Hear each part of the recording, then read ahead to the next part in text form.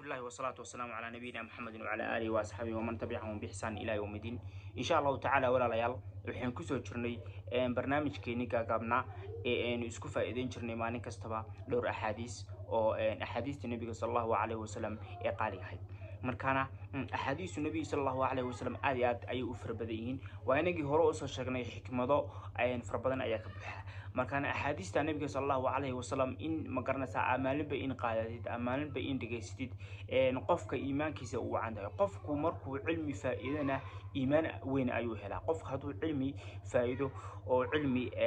oo axaadiista nabiga sallallahu alayhi wasallam cilmi sharci ah hadii uu faa'iido oo barto markastaba iimaankiisu uu suu weyn نبي صلى الله عليه وسلم حديث كوجه رياضي يكون بلونه نبي صلى الله عليه وسلم حجري من حسن الإسلام المرء تركه ما لا يعني نبي صلى الله عليه وسلم حجري وحاكم وناك قفك إسلام كوناجيسا أما وناكاس وحاكم إن وكتبه وحا ما لا يعني أيور النبي صلى الله عليه وسلم حديث كان سيدا أكتين وحديث آدياد وقالية وحديث كشكينا يا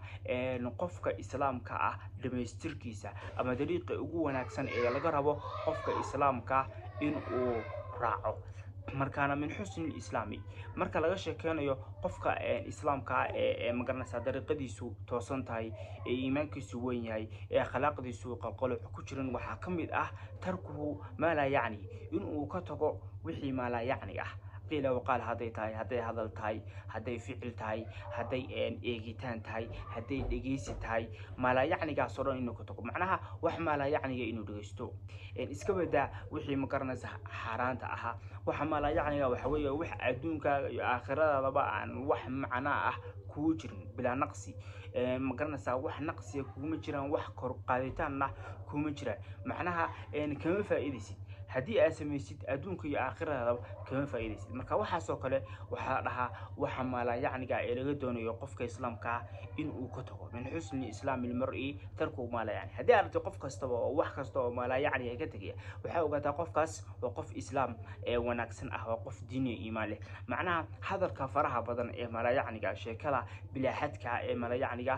hadii aragtay inuu ka tagayo ama qofkii inuu ka tago waxyaalaha ma garanaysaa maala yaaniga inuu dhageysto waxyaalaha maala yaaniga inuu iska daawado wax maala yaani in maanta dhan iska daawanaysid oo aadan wax dan iyo aakhiro iyo adduun kugu jirin in ma garanaysaa aad meel maala yaaniga aado meel aan ma garanaysaa wax macna kugu jirin in aado oo xitaa waqtiga ku lumiso xitaa waqtiga ku lumiso waxyaabaha mubaaxaadka xitaa mar makruuhaad bay noqdaan waxyaabaha banaan sida sheekada iyo sida ma garanaysaa qosolka iyo sida ma garanaysaa cuntada iyo maala